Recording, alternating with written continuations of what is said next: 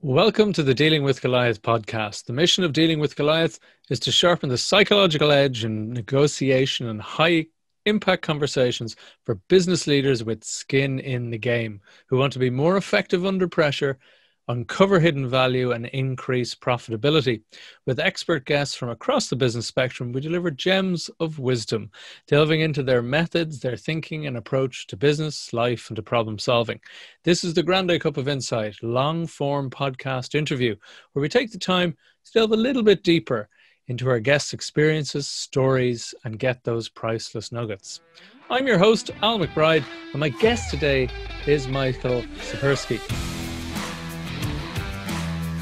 Mike has helped over 500 entrepreneurial consultants in 50 industries around the world grow profitable, predictable, and strategic consulting businesses, adding 6 and even 7 figures to their annual revenue. He's the CEO and podcast host at Consulting Success and the author of 4 books on consulting and business growth. His recent book was the Amazon bestseller Act Now: How Successful Consultants Thrive During Chaos and Uncertainty.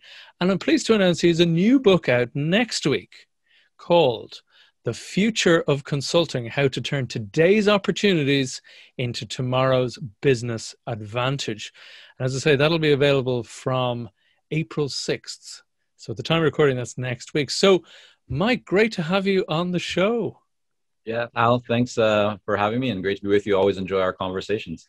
Absolutely. And just to reference back, I very much enjoyed our expert panel discussion there a few weeks back.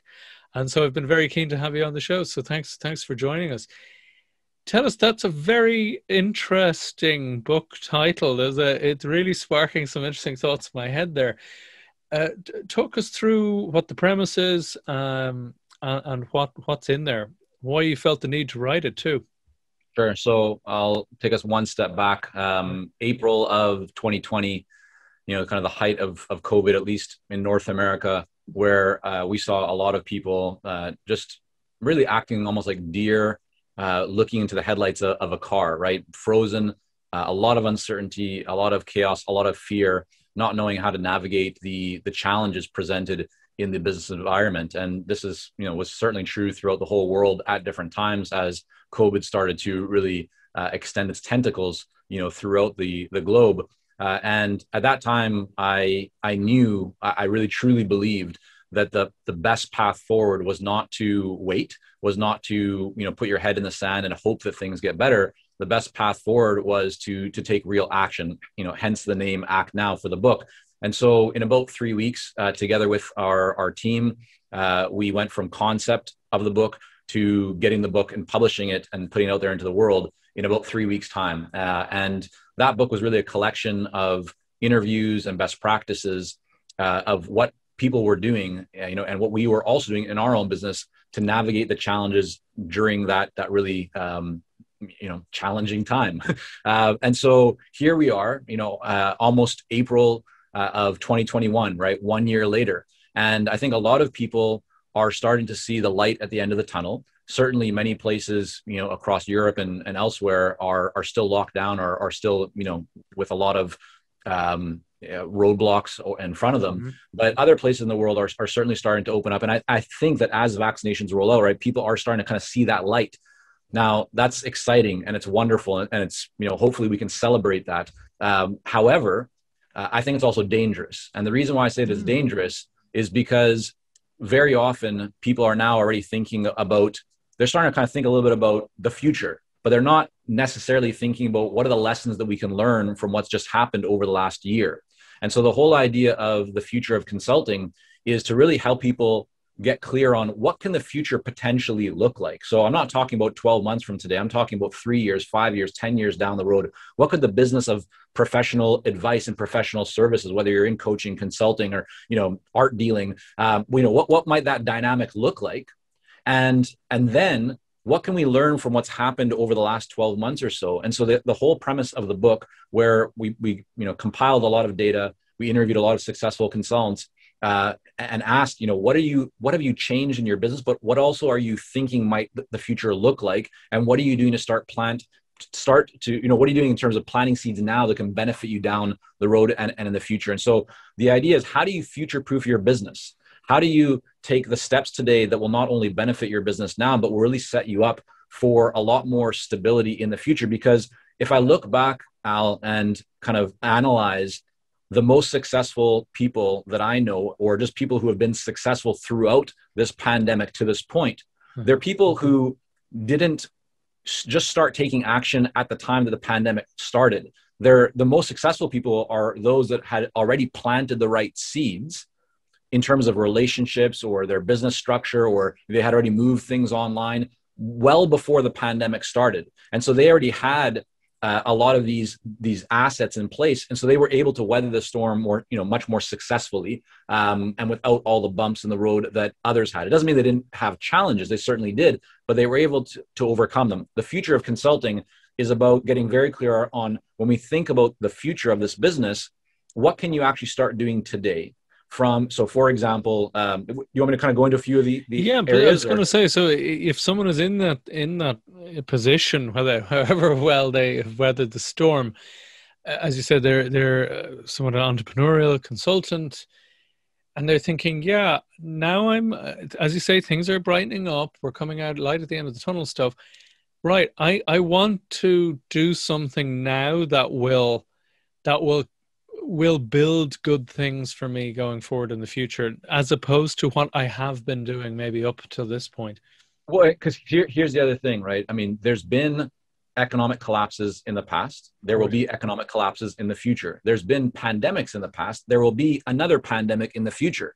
And so I think for people to only, look at the light at the end of the tunnel now and go, oh, we're getting through this, it's back to business as usual, or at least I can just kind of continue operating, without thinking about and identifying what are the potential weak points in my business that I can work on strengthening now, or where can I create greater leverage that will not only serve my business, but of course, my clients, and set me up for success in the future.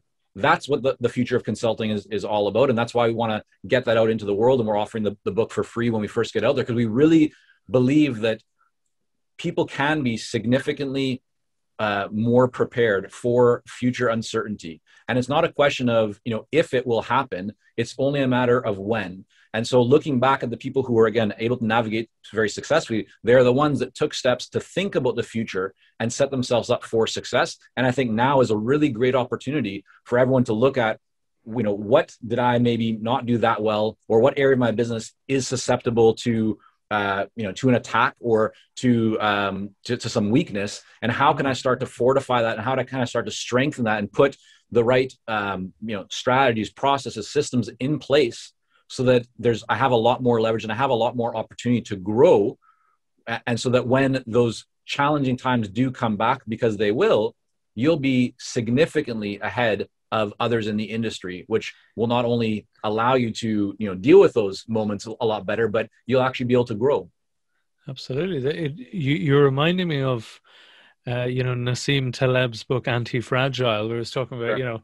Fragility, and the opposite isn't resilient, because resilient is like bamboo, it just cracks back to where it was before, which is pretty good. It's better than being fragile. But then you talk about anti-fragile, which he gives the example of as muscle.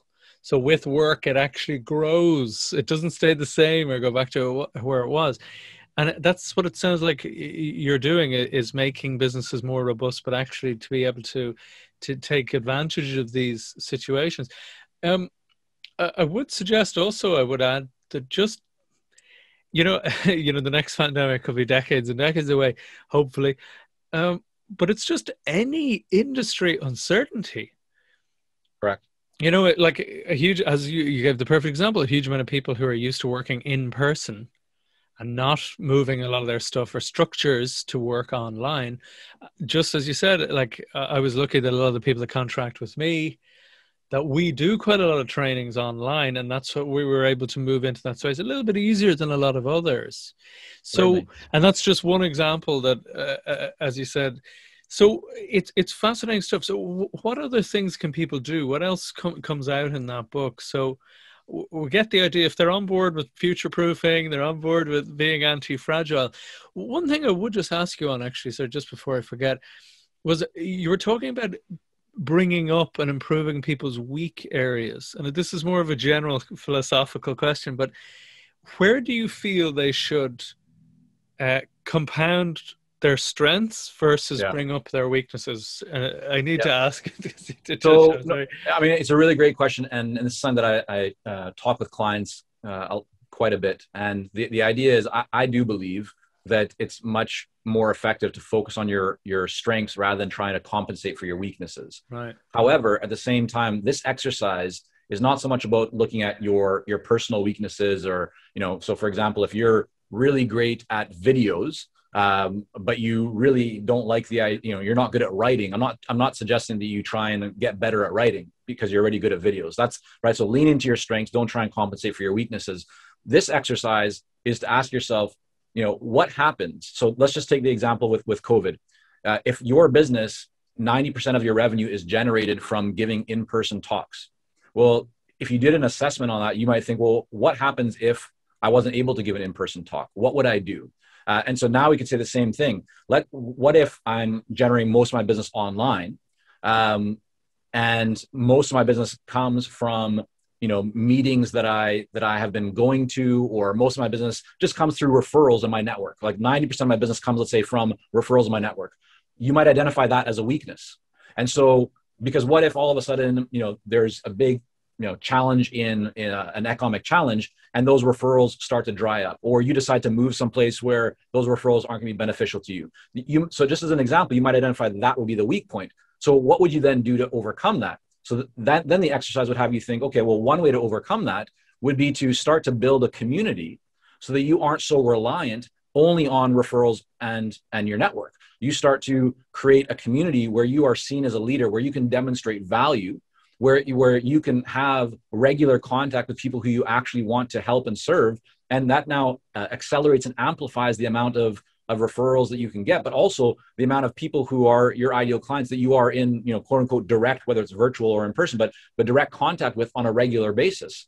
And this is just one example where we saw play out where the people who suffered the least in the last 12 months are those who actually had a big list, right? They had a community, they had a way to tap into or to connect with those that they want to do business with. There wasn't much tension or friction in order for them to reach those people. Whereas those who did not have a list, who had typically gotten their business just from word of mouth or referrals or through some other agency and whatever it might be, if they didn't have already a captive audience, if they didn't have a community and they just had to start building it, it took them a lot longer to start seeing results. Whereas, if you're able to, like in our case, we have an audience, we're able to send an email. And if we want to offer some kind of online training, or we want to offer an event, or we want to offer a new program or whatever it might be, we can do that at any time. And we know that we're going to, we'll make sales from that. We'll be able to get a positive impact.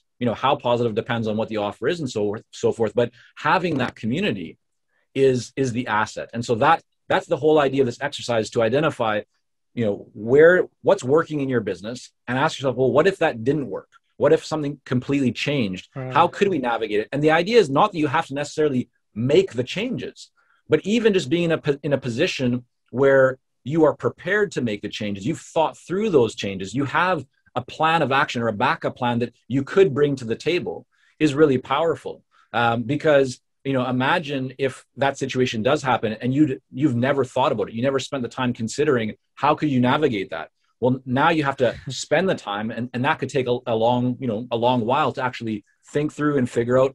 And then you add to that usually when you're in that period of stress or kind of, there's fear and there's uncertainty, you don't do your best thinking all the time, right? You're just trying to, how do I cut costs, or how do I save, or how do I, have enough cash flow, and all these kinds of things that start to pop up, deal with a team and so forth. But if you already have a plan of action, you've talked through it with your team, or if you don't have a team, but you've thought through it, it's much easier to put that into action. So whether you actually act on it or you at least prepare for it, this is something that most business owners don't do. Therefore, it creates an advantage for you well into the future. It's a very interesting exercise, because it's something that with a lot of my one-to-one clients, I'd worked them through the business model canvas.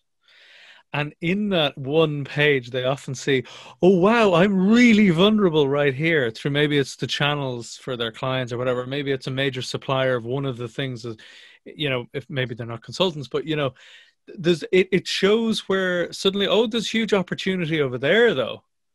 So it's that same psychological approach, isn't it? It's where you're seeing, oh, I'm vulnerable here, but hold on, there's a massive opportunity here actually that not enough people are doing just yet. So it sounds like you can quickly flip some of these. Some of them, as again, are okay. They're making you safer to have that contingency plan. But I'd imagine, maybe I'm jumping the gun here, but it actually highlights some pretty big opportunities too, does it? It does, and that's why the exercise can not only be beneficial to to future proof your business, right? For the future, but also you can get benefits and value from it today. It can be extremely empowering to see things differently. Sometimes people, I've had many conversations with clients in our coaching program who will, they have shifted to doing online work, and their initial kind of status quo mindset is, oh, I have to lower my fees because I'm delivering virtually. I don't have to, now travel. I don't have to, actually go and deliver. Therefore, the value somehow might be less. But it's the exact opposite. I mean, by shifting how you think and looking at every situation and not going with the status quo and just, looking at it from a different perspective and actually asking yourself, well, what could be the strength here? What could actually be the advantage here? And so if we take the example of you maybe used to go and do a lot of corporate training, and now you're doing it virtually. So you might think initially, well, I'm not doing the in-person training, therefore it's more efficient, and so I should charge less, and so on and so on. But hold on a minute. By delivering corporate training, do you now have and doing it virtually, do you now have the ability to break it up? And so rather than doing a full day where everyone's exhausted by the end of it, what if you can now break that up over a few days, right? Does that actually increase the value? And what does that now, because you're virtual, give you the ability to add some ongoing coaching or some check-ins? And so does that add value? Well, of course it does, because oftentimes with training, right, you deliver something, people consume it, but the next day or the next week, they've forgotten a lot of it, right? Yeah. And so implementation is a really big challenge. And by now being virtual, it means that you can actually provide a lot more implementation support, a lot more advisory services, a lot more guidance. And so the value that you're actually able to create and deliver increases, it doesn't decrease. So even if someone isn't going to apply this idea of or kind of this pricing strategy or pricing mindset, I would just encourage people to think about any challenge or any belief that they have from a different perspective, and not just go, oh yeah, I guess we have to lower this or change this. How can you do it differently? Be creative, be open-minded. This is oftentimes what helps you to identify the biggest opportunities for improvement in your business. It's a great point. And just to reiterate on that training example, you really did hit the nail on the head that I couldn't do full day trainings. Nobody wants them. It's exhausting on Zoom. So 90-minute blocks. But as you said, what's the advantage of that? Well, you get people to even just reflection work, never mind an exercise between them. And it embeds the stuff, so it makes it more likely that they'll actually apply it and use it over time, which makes it a more effective training, so that if that's what you're getting paid for, you've just made your whole working model more effective just by separating them out nearly, rather than having to add anything new. So no, I'm completely with you on that one. So when you started to write this, how did that develop? I mean, was it pretty much exactly what you thought it would be all the way through, or did you actually, just like this, or as you went through it, did you notice opportunities yourself to actually explore down different avenues in the book? Yeah. I mean, so a lot of it was just coming from what we were observing in our own business, as well as working with many clients throughout this whole process, and seeing where the opportunities were, where the potential challenges were. And then in addition to many of the conversations that I've had with colleagues, with other successful consultants. And so part of this, there's a lot of research in terms of just different statistics and what different organizations are seeing in their studies that we can pull on, and we can actually say, yeah, this is not just an idea, this is actually happening. So one example that we found was, the way that B2B buyers are actually making buying decisions has changed. Previously, the way that buyers, that someone would not necessarily say yes to a large, order virtually, right, without meeting in person for $50,000 or $500,000 or euros or whatever it might be. But the number of B2B decision makers who are actually saying yes and making decisions virtually has increased significantly, right? So this now allows for so much more opportunity. It's just a different way of doing business. People's mindsets and the way that they operate has actually shifted. It's not just, going back to normal. Things have changed, and we see that there's so many organizations around the world, big and small, who have shifted to virtual. Like, they're not going back to the way that things were. Shopify is one great example of this. Or there's many. I think that many companies have come out and said, we are not going back to full-time in office. Thousands of people. That's gone. It's done. And so this creates all kinds of new opportunities, all kinds of new dynamics. And so these are the kinds of things that we wanted to introduce to the reader so that they could start to think about, how can I benefit from this? How can I, learn from this? How can I apply what I'm seeing here? And so we did that. Some is from the research and studies, some is from our own experience and stories from clients, and then other parts is taken from interviews and conversations with other successful consultants in terms of what they've been doing, what they've been seeing, and what they believe the future will look like. And so we've taken all of this together and then kind of condensed it into, here's what you should start thinking about. Here's what the future will look like. Here's what you want to, prepare for and consider and do now. Wow, there's a lot going on there. Just to step back for just one moment on that into the book, because you've known a huge amount of consultants at different stages in their business evolution, if you will. Yeah. And you've been, as I said in the intro, a catalyst to a lot of people making substantial leaps in their revenue progress, at the very least. What do you see as, particularly when you meet consultants, and as you said, a lot of them, I would imagine, are living by referrals, which is a little bit quite precarious. And maybe it's usually that they have a problem when they seek you out or when they see you and they want to get out of that precarious situation. What are some of those common misunderstandings that when they arrive to you, that they often have? Yeah, I mean, we would need a whole day session and more, right, to go over all of them. But yeah. I think, so there's many. One very common one is a lack of focus. So starting off from being too much of a generalist and not really committing to an area of specialization and an area where they can stand out. And I believe that this will continue to become more and more important because the number of competitors, the amount of noise in the industry, just in the world, has increased, and it will continue to increase because it's easier than it's ever been for people to create content, for people to put their shingle on the door and say, I'm open for business. And so the more noise there is, the harder it is to stand out. And the way that you stand out is not by being a generalist, right? It's by kind of putting your pitch into the ground and saying, this is what I want to be known for. This is my area. This is what I really want to demonstrate value and be a leader in. So that's one big one. Another one is, I would say, failure or resistance and hesitation when it comes to marketing and sales.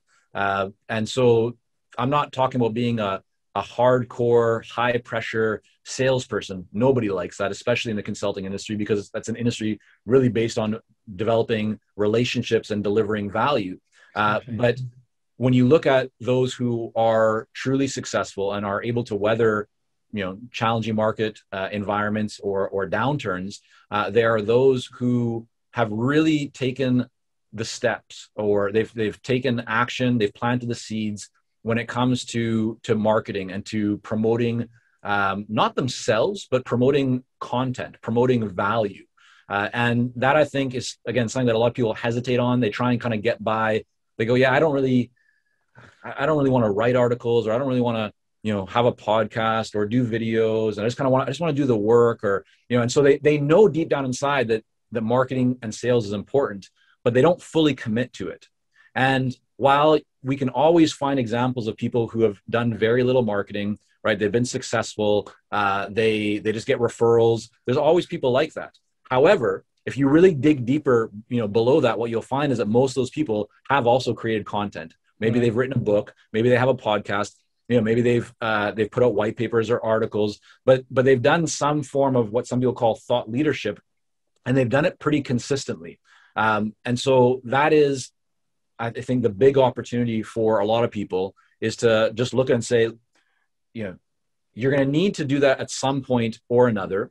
And if you want to see results sooner, then lean into it. So if we kind of think about a bit of a scale or a diagram here, it's like higher levels of input early on, right, will get you the result that you want like sooner or faster. And if you put less in, you're going to have to do less for a much longer period of time, right, in order to get the result that you want. So you can just choose, right? If you really want to see results sooner, commit to putting in the work.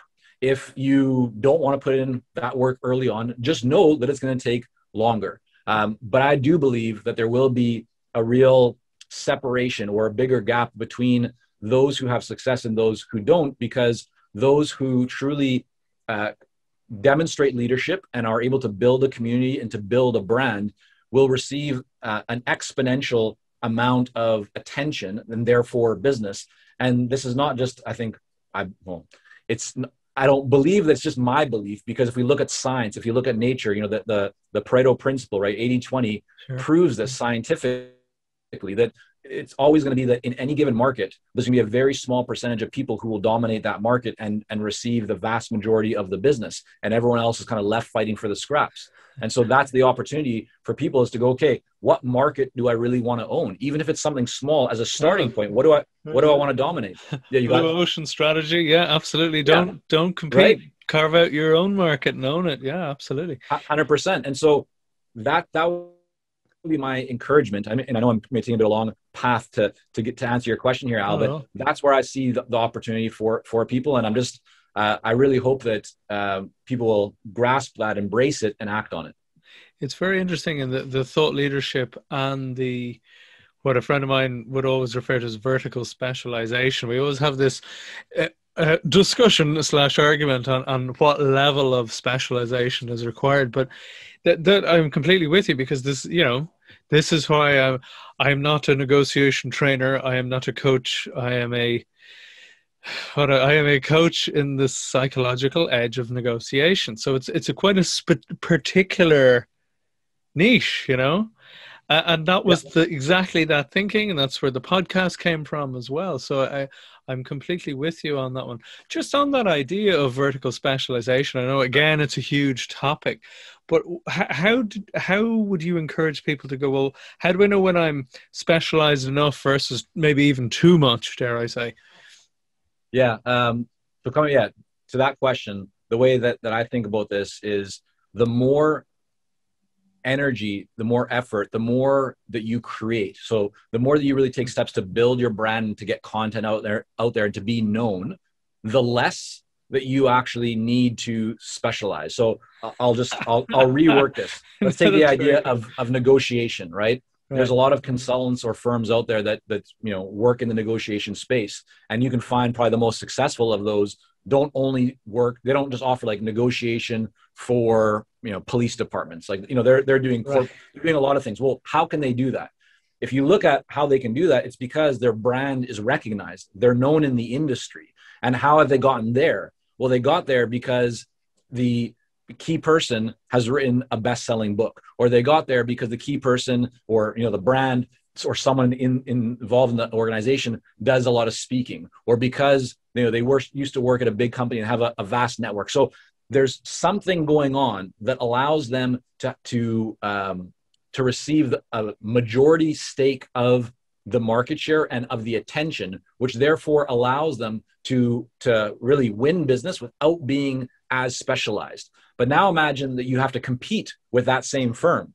Well, saying that you can offer the exact same services as that firm isn't going to work very well, because they already have the advantage. They're already better known than you are. So in order for you to compete with that firm, it would be wise to think about what can you either do, offer, or position that is different from them. You can then say, as an example, they do negotiation for these 5 different industries. We only focus on this one. We specialize, which means that we spend all of our time, all of our attention, all of our research, so on, so on, so on in this, which means that you're going to have the latest, the greatest, the best, so on, so on, so on. Therefore, now you've created an advantage that they don't have.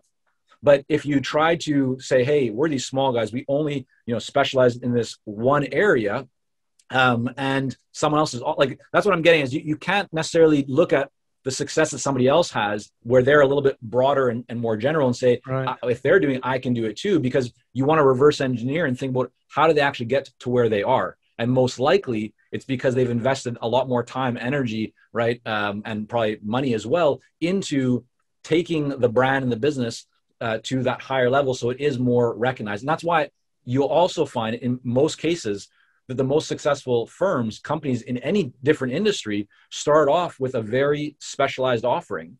And as they had more success, they started to add on additional offerings, but they started with something very, very focused. And there's a great book on this topic called, it's called Simplify by Richard Koch. He's also the same guy who there. Yeah, okay, I see it right there, right? Behind the chairs over. Yeah, there's a lot of great examples and case studies of businesses who essentially did that exact same thing. The way that they were able to create that advantage was because they simplified. They didn't try and do too many things at once. It's a fascinating area, and yeah, thank you for that deep dive explanation there, because it is one of those things where people hear these terms, it's what we talked about before, that people are reluctant to let go of things that seem to be working. As you said, the referrals work. When people hand you money, hand you clients and hand you cash, that's great. It's the fact that you're on thin ice. It's the fact that it's not reliable that we're talking about. It's very interesting how you brought in the thought leadership. Again, it's another term that's thrown around a lot these days. Okay, it's about creating content, but what else do you feel is required for someone to become a thought leader? Yeah, to use the term, but the point is to gain the benefit of being recognized in your space. We'll put it that way. But what 100%. Does one need to do to get that to be seen in that way? Yeah, I mean, I think there's several factors. So one we talked about is content, right? The more content you put out in whatever format it's in, content is essentially one of the best ways to demonstrate your value and your expertise before you have a conversation with someone. So when you work with a client, of course, you can demonstrate your value and expertise because you're doing the work. Another way is to have a conversation before someone becomes a client when they're a buyer, because you can ask really great questions and you can, again, demonstrate value and expertise. But before you engage, before you actually can talk with a buyer, how do you demonstrate value and expertise? Well, that's content. So content would be one factor. The other factor is relationships, right? So the stronger that you develop a relationship, the more that you kind of strengthen that and cultivate it and foster it, that also helps you to position yourself, because you become a trusted person, right? If you have a relationship with someone, there's trust there. Then another factor is just being known as someone who is able to see around corners. And what I mean by that is, and I'll give you a quick kind of example. When I was building our business in Japan, one of my mentors, his name was Moriya-san, and he was the managing director of a large Japanese advertising agency. And this was many, many years ago, but he would go and he would clip out newspaper articles, every morning, and he would either fax them over to clients or prospective clients, or he would take them. Like I remember going to a meeting at a company called Shimadzu once in Kyoto in Japan, and we sat down at the table talking to them about some work we were going to do with them, and he just took out like a couple of articles. He's like, "Oh yeah, look at this. I wanted you to see this." That, of course, he's building a relationship. Of course, he's providing value, but what he's also doing is he's showing them that he is ahead of the curve, that he's able to, he's on top of what's going on in the industry. And that's a really great way to quote unquote sell, because you're not selling anything, but the buyer or prospective buyer sees you as a true authority in that industry, as a real expert, because you're bringing value to them that others aren't. You're empowering them, right? You're helping to see things and think about things that they likely haven't thought about or seen themselves. Fabulous stuff. What I hear when you're saying that is exactly that so many people are stuck in reaction, Then there's people who are just taking action, and then they're at the top of every field of human endeavor. It's those who anticipate.